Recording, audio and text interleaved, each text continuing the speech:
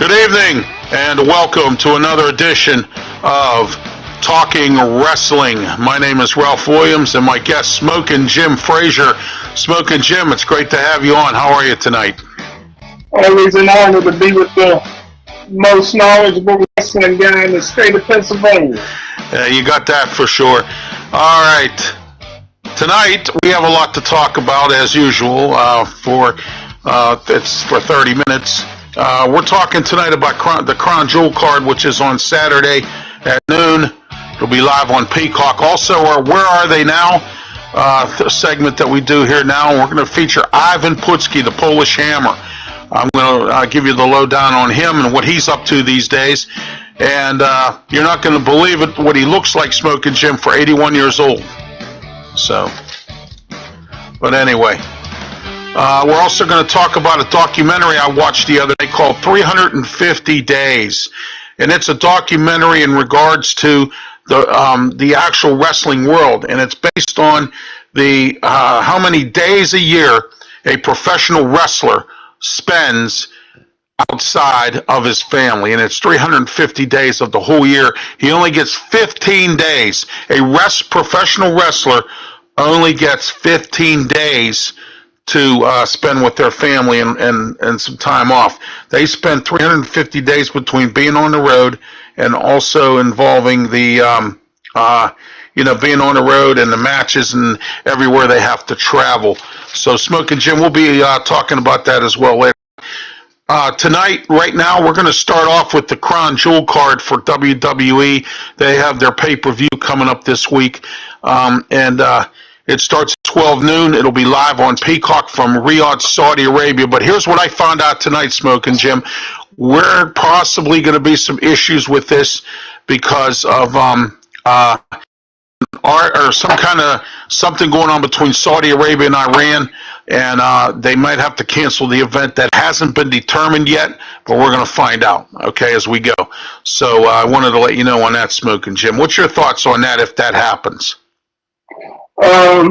Life goes on, brother. It'd be a shame, but when the Queen passed away, all events, including the big time professional boxing card, was canceled. So, you just got to bob and weave and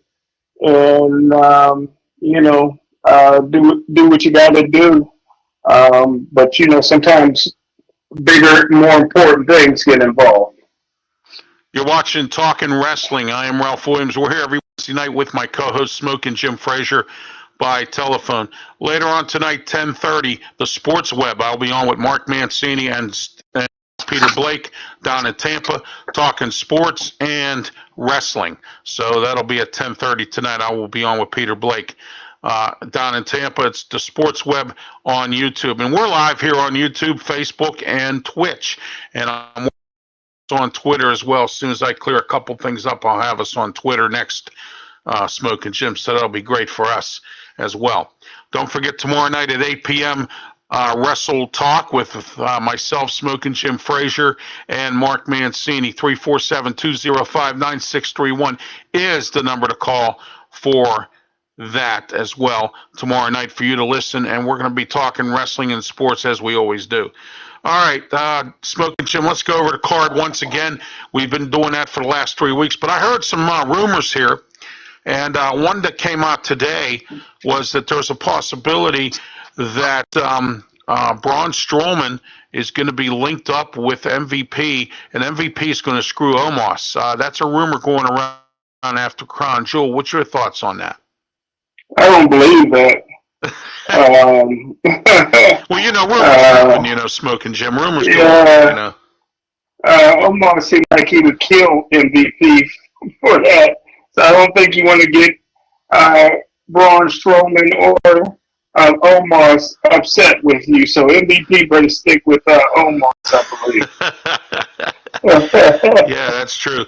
Okay, we went over the Lashley-Lesnar match last week, but once again, they're saying now that Lashley's going to lose. And I'm going to give you some of the rumors of what I'm hearing and seeing. are that Lashley is going to lose and he's going to become a heel against Brock Lesnar.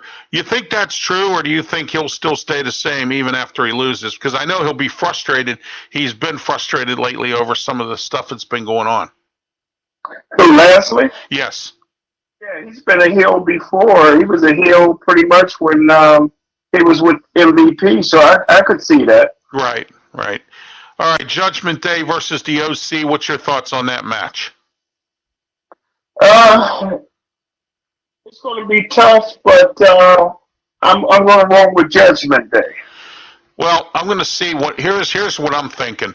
And the rumors going around that the OC is going to come up with a surprise. They're supposed to be looking for a woman to come in with them so that they can go up against Judgment Day. Who that woman is, I don't know. Rumor has it could be a crown jewel. But Carl Anderson was supposed to be involved in some kind of a match, excuse me, with New Japan Wrestling, and he had to cancel that to not only just for Crown Jewel, but because he's with the WWE. You do know that when you're with the WWE, you're not allowed to go into any other wrestling federation or do anything else. You have to stick with them only. Unlike AEW, who will let you go to New Japan, get their championship, bring it there. They'll let you go to NWA. They'll let you go to ROH or whatever other thing is going on as well. So, I think that the OC can do something here and get a woman to come in to neutralize Rhea Ripley. If they can neutralize Rhea Ripley with some woman, I believe they can win the match. But if they can't neutralize Rhea Ripley, Judgment Day is going to win. That's my thoughts on that. Drew McIntyre versus Karrion Kross. What's your thoughts on that match? I'm going to roll with Drew. Yeah, that's in a steel cage. But we were talking last week. We think the woman that he's with may still get involved, of course. But I think Drew McIntyre can pull it off. All right, the next one. This is going to be interesting here. This was just announced Monday night. Bayley versus Bianca Belair in a last woman standing match. I'm taking Bianca Belair. Doubt her. And the rumor is that Bayley's going to lose and become a baby face. She's going to get away from the control. What do you think? You know what? No matter what, I always like Bayley. I enjoy her. It's always better when she's a champion or involved in a group and Right. bullying people. But I don't see anybody beating Bianca Belair. Right. All right, next. We just talked about this. Braun Strowman versus Omos.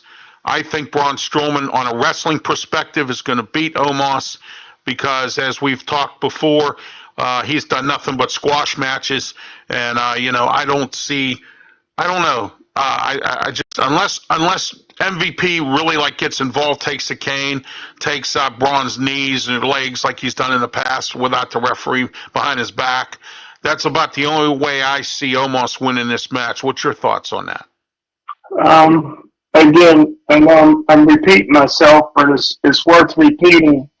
The strongest 7 foot or above guy I've ever seen in my life was Will Chamberlain.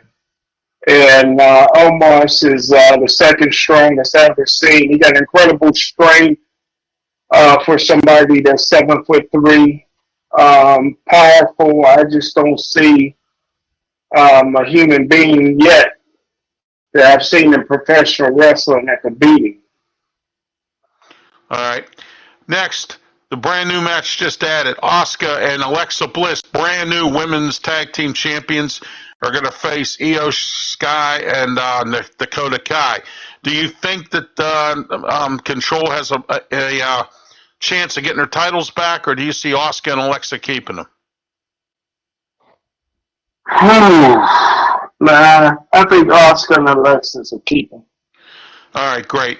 Yeah, I believe that to be true, too. Asuka and Alexa, they have too much experience, and Bayley's going to be too pooped out to even try to even be involved in that match because she has to get ready for last woman standing. So I don't see Bayley involved in this match at all. I'm going to take the Asuka and Alexa Bliss. Next, Roman Reigns versus Logan Paul. I don't see Roman Reigns losing this match. But then again, as you've said before, there's always a puncher's chance. Logan Paul could win. And I'm hearing the rumors now that if Logan Paul does win, you could see the breakup of the bloodline, because things in the bloodline now are starting to really come down to the fold here. You got Sikoa, and you got Sami Zayn, and you got Jey Uso and Jimmy Uso, and they're all fighting amongst each other, and Roman's just standing there with a big grin on his face, trying to, I'm going to make him an Usi, and and all that stuff. What's your thoughts on this? Well, I tell you what, man, it was funny when Roman Reigns KO'd The Miz. And he said, why is everybody talking about Logan Paul knocking me out when they should be talking about me knocking him out? Exactly. That's where it could go. I mean, it could be that. And But I do see Roman Reigns getting knocked out by Logan Paul, but after the decision. I see. Okay. Yeah, I think something happens after the decision, and Logan Paul nails Roman Reigns and knocks him out completely out. But I don't think it'll happen. During a match. Okay, you have the Usos versus the Brawling Brutes for the WWE Tag Team titles. What's your thoughts on that match? Of course, I think the Usos are going to win, but I have a strange feeling that Sami Zayn's going to mess something up here, or somebody's going to screw something up, and I think the Brawling Brutes might become the champions. What do you think there? Do you think that could be the case, or the Usos win whole-handedly? I love the Brawling Brutes. They're just, I think that if everything was even, the Brawling Brutes would destroy the Usos. But I think that the Usos are too experienced and has too much chemistry to allow themselves to lose the title to somebody that's, to a group that's just so emotional and street fighters.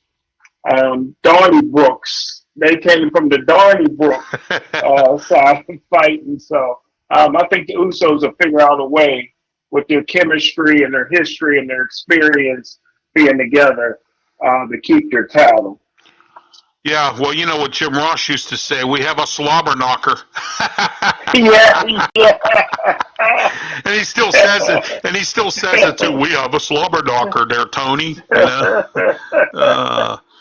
You do know this, and we're going to talk about AEW business later on, but you do know this, that now Tony Schiavone is the new right-hand man for Tony Khan down there at AEW. I wasn't sure if I had brought that up in prior shows or not, but that's what's going on with that.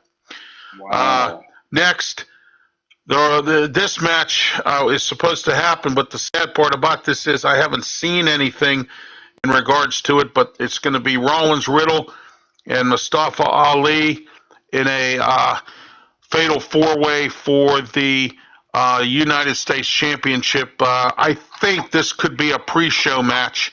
That match that they have, on the pre-show. I'm wondering if they're going to have it then. I took a look at the recent card, and this was not listed. So I don't know if this match may even happen, but it's supposed to be a fatal four-way. And I'm trying to think. Oh, Kevin Owens is involved in this too, I think. It's going to be Riddle, Mustafa Ali, and I think Kevin Owens are involved in this as well. Let me ask you this question here, Smokin' Jim, while we're on WWE. When do you think, can you give me I think you and I can make a prediction here. When do you think Austin Theory is going to turn into Money in the Bank briefcase? What do you think? When, and why? Man, I don't think he's going to go after Roman. I think he may do it against Seth Rollins, maybe.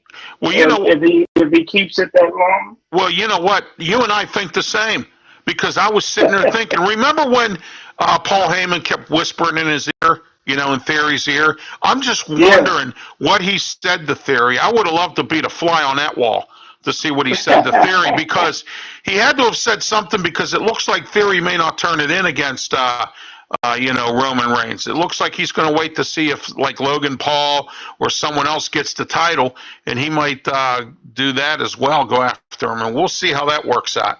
And, as far as that goes, I think Johnny Gargano is supposed to be either fighting The Miz, or they're talking about that an added match as well. Johnny Gargano against either The Miz or against Austin Theory. That could happen as well. Again, we're going to find out. I want to talk about NXT a little bit last night. R-Truth made an appearance. He fought Grayson Waller and he lost. I didn't think that was going to happen, but they got this Grayson Waller kid. He's kind of like the MJF of AEW. And then your girlfriend, Mandy Rose, had her 1-year celebration interrupted by someone who wants a chance at her title. And that happened. And then they interviewed Apollo Crews, and he wants to go after Braun Breaker. So we're going to find out what he does, because he beat Grayson Waller at the pay-per-view last week. So I'm just wondering what Apollo Crews plans on doing but he says last night in an interview he wants to go after Braun Breaker for the title. And Wes Lee and Braun Breaker teamed up last night to go up against those them two knuckleheads. Them guys are terrible. I can't stand either one of them. The tag team champs. The something effect, I think they're called, or something. Yeah. And one thing, they went up against them last night. I think they probably could have won the match. Of course, outside interference did them in, as always.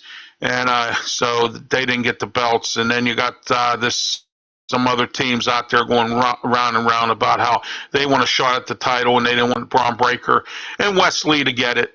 It was a nice team. I mean, those two guys. It would have been nice to see them have all the belts. That would have been wonderful. And then I got some breaking news for you tonight as well. They're talking about having an Intercontinental Women's title. They're talking about doing, just like the men's side. What's your thoughts on that? Do you think that can work? Definitely it'll work. But to just go back a little bit, Braun Breaker, it was one show a couple of months ago, and I kind of got this idea. Uh-huh. I wouldn't be surprised to see for TV, because I know she's engaged, but for TV, I wouldn't be surprised to see Mandy Rose and Braun Breaker dating for a little bit or flirting, because one time those, the three pawned Braun Breaker for something and gave him a little warning, and he said something back, and when he walked away, they kind of looked at each other like, it's some beefcake here. So, I wouldn't be surprised if they kind of write that in. Yeah. Okay, now we're going to go into our next segment. Smokin' Jim, if you'd like, we could talk a little bit about what happened on Raw. It was interesting to see. It was a great match. Seth Rollins versus Austin Theory for the U.S. title Monday night. What was your thoughts on that match? I never thought I'd see that match. Well, I tell you what, Seth Rollins surprised me with the, dyeing his hair a little bit, kind of light and kind of blonde and kind of different colors. Yeah, I saw that. I didn't realize his hair was quite that long, but it's just great. I'm probably the only one that likes Austin Theory. I like his role. I like his character. And Seth Rollins is just, he got the whole crowd singing his tunes, man. And it was just really an exciting match, man. And Theory had his chances, but Seth came through with the experience. Oh yeah. Then SmackDown this Friday night. What's your thoughts on Rey Mysterio versus Gunther? What do you think? For some reason, they're pretty high on Rey Mysterio right now, but I don't see him winning that one. Yeah, that's true too. But then again, too, he went to Triple H asked Triple H to help him resurrect his career. He didn't want to do that thing with his son on Raw with Dominic. So I'm thinking maybe he might win this match just for the sake of the fact that Triple H promised him he'd try to help him resurrect his career. And here's a way to do it. Become a champion. But, we'll see. Another way to do it is when Dominic came off that top rope on AJ Styles. Oh, yeah. Oh, he was flying out. Yeah, they tore the OC up on Monday again, and it's just getting out of control with this Judgment Day. Somebody's got to take him down. Oh, by the way, I found out who Uncle Howdy is. Bray Wyatt's guy there, Uncle Howdy with the cowboy hat and all that. Yeah. You're not going to believe who it is. Who? Barry Windham. Really? It's Barry Windham. Wow. Yep. And then you have, and like I told you before, there's been rumors about his new stable. There's going to be 6 people. It's going to be called the Wyatt Six. And it's going to be Bray, and I heard Eric Rowan's coming back. And then it's going to be Dexter Lumis could be involved in that group also. And then his brother Bo Dallas, Alexa Bliss, and Barry Windham as Uncle Howdy. So what do you think of JBL and Baron Corbin? I'll tell you what, Baron Corbin's smart, man. He's with JBL. JBL's one of the best Hall of Fame wrestlers around the world. I mean, even before he became JBL himself, he wrestled with Ron Simmons. They were the APA, and then he also he's part of the Blackjack Mulligan family. The Bradshaws and the Mulligans. So we all remember Blackjack Mulligan from back in the day. And so, I mean, that's JBL is a great wrestler. He doesn't really have to do too much anymore with the WWE. He just does it for fun. He's a millionaire 3 times over. He's involved in stock brokerage. He has his own show he used to have his own show on MSNBC. I'm not sure if he still does. And I think he does a podcast on how to make money in the stocks. So, I mean, and I hear he's real good. He's made a lot of people rich. So, that's mainly what he's been doing lately. So it's good to see him back as a manager. I'm glad that he's managing Corbin. Corbin needed something to get his career back up in order after, Pat McAfee was calling him bum-ass Corbin and all that other stuff, when yeah. And then he was happy Corbin, and then he was poor Corbin. He was out there begging for food and, stuff like that. I heard when he was here in Pittsburgh, he was in line at the food bank. Waiting to get some food at one of the food bank setups. That's what I heard. So, Hey, I guess we're late in the show. I guess you got to go ahead with your Alvin Putski, and when you're done, I got an Alvin Putski story for you. Right? Oh, yeah, here we go. I didn't forget about where are they now? All right, Ivan Putski was born January 21st, 1941. He's age 81 at this time. He's from Krakow, Poland. Krakow, Germany, or German-occupied Poland, Krakow. His one child is Scott Putski, and he's teamed up with his son. I remember his son was in Impact or NWA or something, and Putski come out and Ivan came and helped his son a couple times in some matches. He's even managed his son, and over the years, his ring names were Ivan Putski and Jim Bednarski, but his real name is Joseph Bednarski is his real name, okay? And he debuted in 1968, which happens to be the year I was born. And then he retired. He retired in 1999. And as I've said many times, I've seen Ivan Putski many times at the Civic Arena. I've seen him go up against Larry Zbyszko when he turned a bad guy after he had the match with Bruno. Zbyszko and Bruno were cousins. And, so I've seen a few of those matches. And then I saw the best one that I really thought was great was the match he had with superstar Billy Graham. And it was a cage match at the Civic Arena. And I'll never forget this. He was beating Graham to death in that cage. And, all you had to do was escape the cage to win the match. And guess what Superstar did? He went right through the door and escaped the cage. So there we are. He did nothing. He did nothing throughout the match. I mean, he was getting pulverized, and then here we are. But anyway, that's his. And then he also was involved in a lot of strongman competitions, even when he was uh, wrestling back when I saw him. He used to be a beer. He had like a beer belly, and it wasn't really as strong as he was more of a brawler. But then he became a bodybuilder, and he started working out and everything else. And he became a strongman. He was in a lot of strongman competitions too after he was done wrestling. He retired officially in 1999, but he's made spot appearances at independent wrestling shows. Okay, what's your story, Smokin' Jim? Go ahead. It's pretty funny, man. True story. He came. They had a wrestling show at my college, Okay. and they had quite a few stars to come through. And Pusky was one. And, he's my favorite wrestler. Right. And we had this All-American linebacker named John Bell, and he was a great wrestler at Wilkinsburg High School. I think the only person that beat him in high school was Bill Fraley. Oh, okay. And so he's chatting, and a lot of these big guys were, talking trash, yelling at his fake and this and that the whole time, right?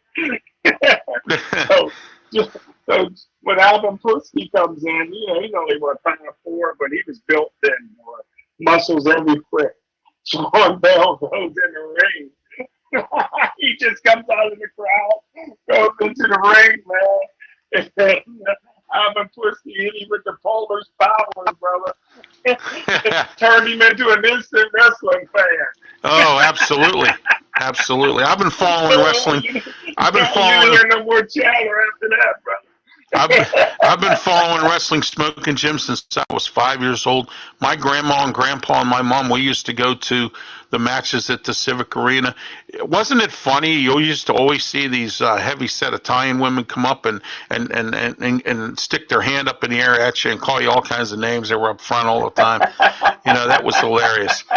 But those were the days when front row seats now for these matches were not like they are now. I mean, I looked up ringside tickets for Raw here in Pittsburgh, and just for what I always call something called shits and giggles, so this is an open program anyway. But anyway, for shits and giggles, what I did was I checked it out, and then they had front row seats, some of them ringside going for like $700 a piece. I mean, some of these seats are really expensive now. One thing I will say to you is whenever they're desperate to sell seats, they'll start selling them for $20, 2, 3, 4 days before the event, and they'll be on TV selling them for $20. Now, I don't know probably the $20 seats are up in where. But anyway, there's never a bad seat in the house at PPG Paints Arena. Not like Civic Arena.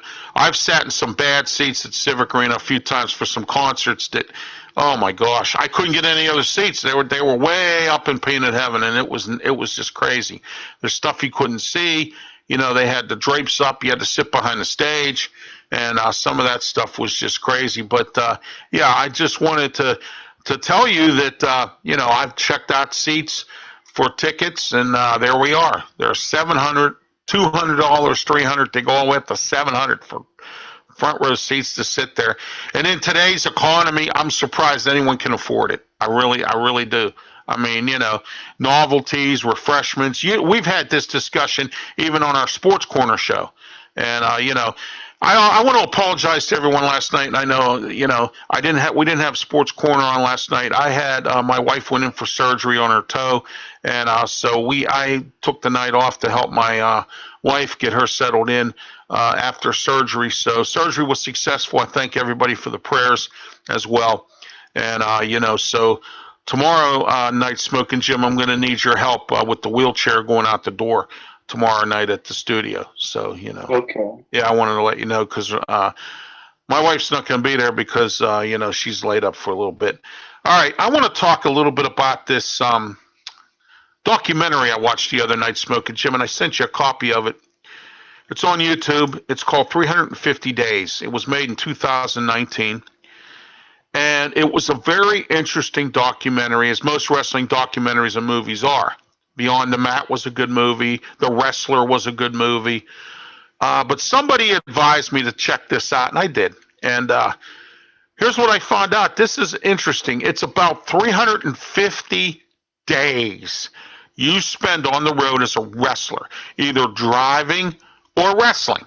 And you only get to see your family, out of 365 days a year for 15 days because you're always traveling. You miss holidays.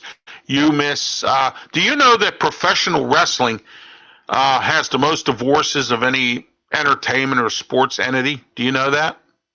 I know it now. Yeah, they do. Because you're spending 350 days out on the road, and you really have to. I mean, they had a nice cast. The Vachons, you remember the Vachon brothers? They had Bret Hart. They had a couple clips from Pat Patterson before he died.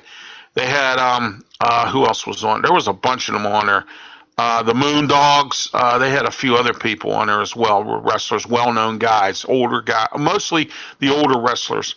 Some of them I didn't even hear of that maybe had a few matches in the NWA or the WWE and whatnot. But it was a huge cast, and they all said the same thing. Bret Hart was talking about how he lost his wife because he was never home. And so it's called 350 days. I urge everybody out there, including you, Smokin' Jim, take a look at this documentary. It'll make you think for a minute. And then it also talks about how the grueling part of the job, not just everybody thinks you instantly become a superstar in wrestling, just like in football and baseball. Everybody, you still have people out there, Smokin' Jim, and I think you'll agree with me on this, that think everything is easy. All right, nothing's hard. You don't have to work for anything. What's your thoughts on that theory? I mean, there are a lot of people that still think like that. Well, most people do, and that's why they don't even look at all the talented people that really never made it in professional athletics.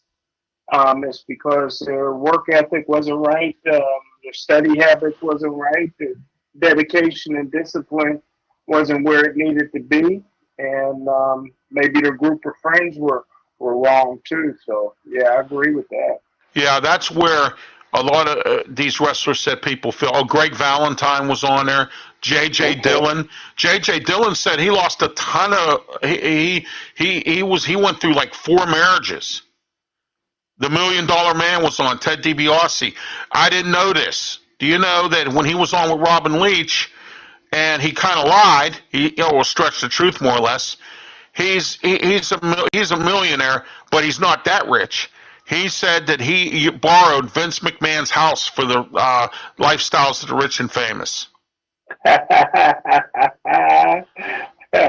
Because Virgil, Virgil, right? Instead of his own house, because he said my house wouldn't have lived up to the billing of me being the $1 Million Man. So Vince McMahon came up with this idea that he can use his mansion. So that's what he did. He used his mansion. So anyway, I wanted to let you know that Dynamite has started. You have Jay Lethal taking on what the heck's his name?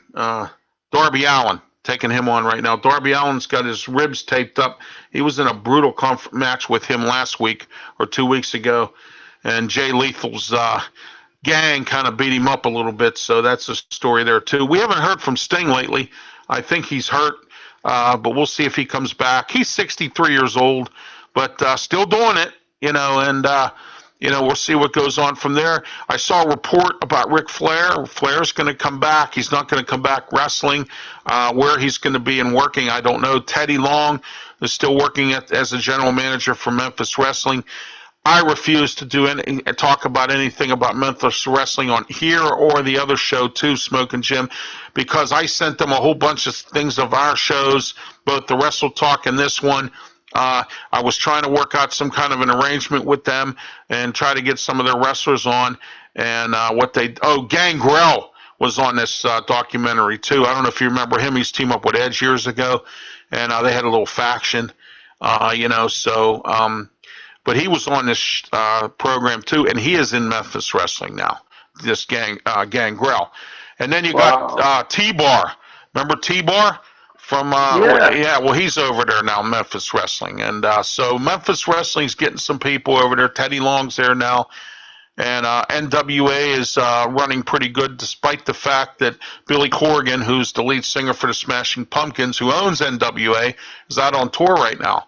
So he's trying to squeeze that in as well, and we'll go from there. But AEW, I don't have too much to report other than there's some more backstage or locker room drama, backstage drama between Tony Khan now and Jon Moxley, the champion.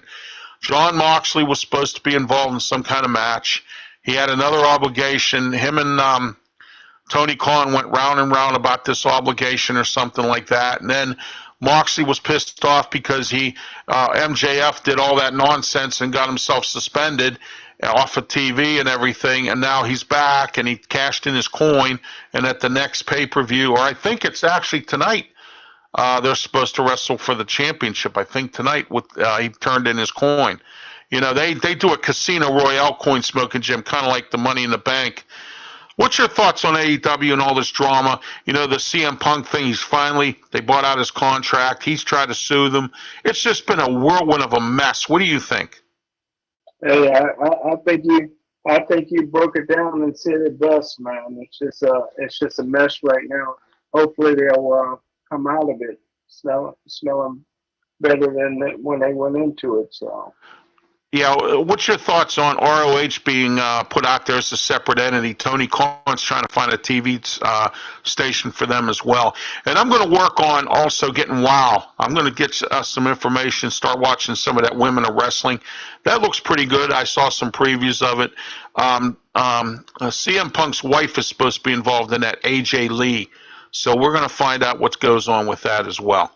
And you haven't heard that much about the Women of Wrestling. That sounds very entertaining. The women are really wrestling well. Yeah, they are. Yeah. In this era, you know, they really are. Yeah. Yeah, absolutely. And I saw last week here on AEW, I saw Madison Rayne. I haven't seen her in a long time. She still looks good. She's like in her 40s, and she's married to Josh Matthews, who was the play-by-play guy for Impact Wrestling. You know who's down in Impact Wrestling now? Remember, what's his name? Tom Phillips, who used to be the announcer for WWE. Well, he's the announcer, the play-by-play guy there now. Oh, So, okay. yeah, and you see they knock back. They have what's his face? The one that was on the Raw team. They got him doing stuff in the back now. What's his face? Off the top of my head, I can't remember his name. But anyway, you know who I'm talking about, right? That was on the team on Raw with Corey Graves, and they always would fight back. Oh, and yeah, forth. yeah. I got a brain fart here, Smokin' Jim. I get those every now and again sometimes. You know, so Byron Saxton, that's it, Byron Saxton. What's your thoughts about him being put back doing interviews and things like that? Now they got this new investigative thing, and they had Gargano come on and talk about the Miz. Did you see that? Where he said about how the Miz paid Dexter Lumis to do what he was doing to him and all that. What do you think about that? Well, I kind of, you know, I don't have that much comment about the interviews, but I like the interview style. It's almost like, man, you're on another channel, man. But it's trying to be real professional, man. So you know, the interviewer, he got a little knack for it, so we'll see if it continues. But, man, you feel like you're going into the 60 minutes or something like that, you know? So, oh, yeah. Yeah, 60 Minutes investigates. You know what I mean? That's it. Yeah. I thought that was funny. I thought that was so hilarious. And he said about how he paid Loomis, and then towards the end there, when he was doing some of the other stuff, he didn't want to pay Loomis. And that's why Loomis is upset with him. And I don't blame him. Everybody gets upset when they don't get their money that's owed to them, right? Hey, Smokin' Jim, I saw you last night on Pittsburgh Sportsline. I'm disappointed in you. You didn't bring me no Philly cheesesteak from one of them two places I asked you to get from. But that's okay. I understand. So, you know, someday I'm going to I want to visit Philly before I die. And I'd like to go there, see the Liberty Bell, see what Philly's like, just to get a real cheesesteak instead of the one. I'm going to tell you a little story about a Philly cheesesteak. I went to Ocean City, Maryland a couple years ago, and they had this place there. It said home of the authentic Philly cheesesteak. And it was called Jimmy Garland's or something like that. And I said, oh, great. I'm going to get an actually authentic cheesesteak. Oh, let me tell you what, Smokin' Jim, that cheesesteak was awful. Ugh, oh, the bun was stale. Oh, it was terrible. It was just bad. Oh, it was terrible. So anyway, I went to this pizza shop. Rhonda and I went to this pizza shop. It was 2 doors over from the hotel we were staying at. And believe it or not, that cheesesteak, Philly cheesesteak, was better than the one at that Jardine Garland's that said it was authentic. Last year, I'll tell you another little story. Last year, I was at a wedding down at Ogilvy, down in West Virginia, okay, last November. And we're at this breakfast buffet that costs $35. And I can get the same stuff for $35 at an Eaton Park, okay, for one of their buffets or something, right? So anyway, I get there. I got the gravy for the for the steak and gravy. Okay, the country fried steak. And the guy comes out from the kitchen and he's putting it out. And he puts this little sign up. It says "World Renowned Gravy." Wow. All right. Wow. So one of Rhonda's cousins comes up to me and says, "Hey, Ralph, do you think this is world renowned?" I said, "I don't know. I didn't try it. I'm not into, country fried steak and gravy. I know a lot of people that are." He said, "This don't taste like world renowned, and for $35, I wasn't going to pay." He was really unhappy about it, but he put this sign up saying "World Renowned Gravy." That's like when you go somewhere and it says "Real Philly cheesesteak," "Real New York style pizza." Yeah, okay. Nothing's real.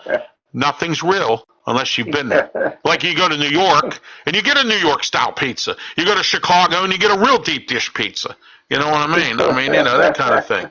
So I think you know what I'm saying on that, and that's as I always say, that's the way I see it. So. All right. Anyway, don't forget tomorrow night, 6 p.m., PCTV Channel 21, Comcast 47, Verizon Cable, Sports Corner with myself and Smokin' Jim Frazier. We start at 6 p.m. Your calls tomorrow night, 412-231-2288. Our special guest, Jim Wexell, well-known Steeler reporter. He's going to talk about his new book called The Pittsburgh Steelers and the Draft. And it's going to be great to have him on. Because I'm going to tell you what, you and I, Smokin' Jim, we're going to break down this mess with the Steelers. I'm very disappointed in them. They didn't fire Matt Canada today, and it's a real serious problem here.